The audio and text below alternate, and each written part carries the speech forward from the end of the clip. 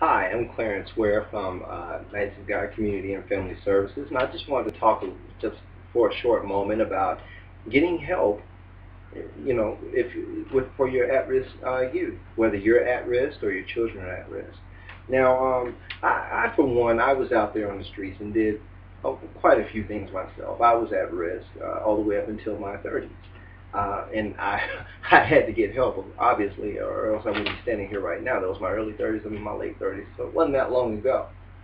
Um, I was very disrespectful to others, very disrespectful to my own name. Uh, did plenty of things that I'm not too happy about. And right now, I want to tell you where to get help. Now, I would know where to get help from because, of course, that's what Knights of God Community Family Services is grounded on. We find help for you. Now, there's plenty of different places to find help. I can tell you about the schools. There's plenty of schools where teachers and counselors would love to help you. Um, I can tell you about your parents. A lot of people don't want to talk to their parents about the things they go through on a day-to-day basis.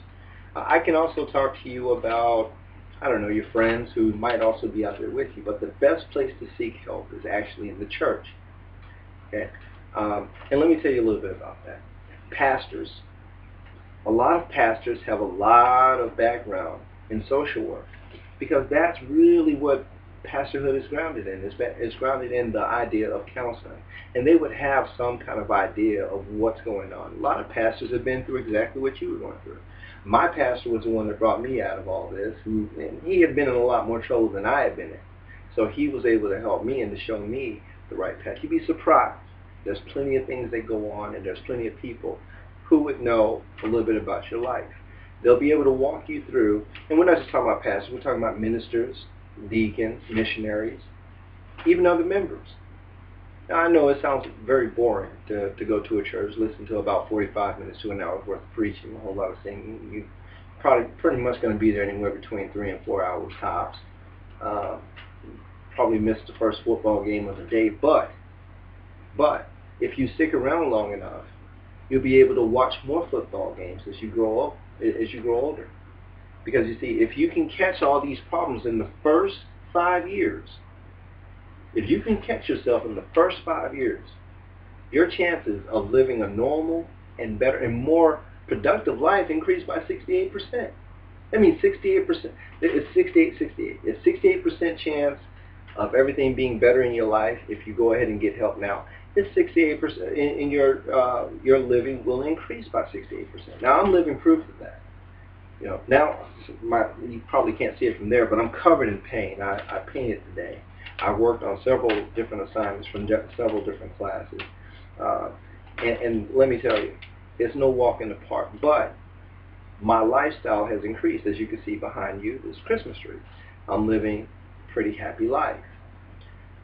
I couldn't live this kind of happy life if I was stuck in prison. Prison, happiness. So going to church really isn't a bad thing if going to church can actually bring me from where I was to this, right?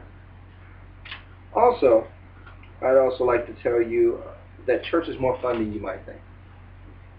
I'm not trying to persuade you into going to church, but I do want you to know that by going to church, you will find more than you bargained for. There's all kinds of things that go on in local churches, and you should probably go to one and ask questions to see if it fits more around you. There are certain churches that you might not be, interested in. If you're around 15, 16, 30, because 30-year-olds are not too different than 16-year-olds if you are a testosterone waver like myself. Um, Full of testosterone. That's all that you have. You wave with testosterone.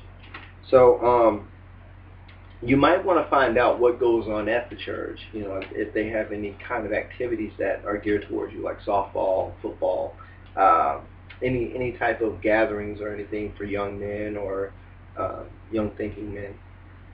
And then there is the change process that goes on. You see, they don't beat you with the Bible like a lot of people think. It's not all about beating you up. It's about allowing you the opportunity to grow. So you are going to learn more about the Bible, sure enough, you will.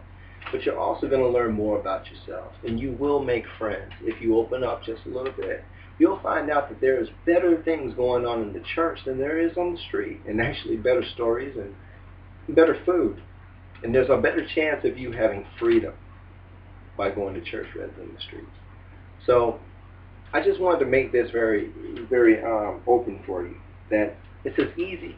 Getting help at a church is as easy as asking God to change your life. If you ask God to change your life right now, if you go ahead and fall on your knees right now and pray the sinner's prayer and ask God to change your life right now, I can just about guarantee you that if you said that with some sincerity, your life will change.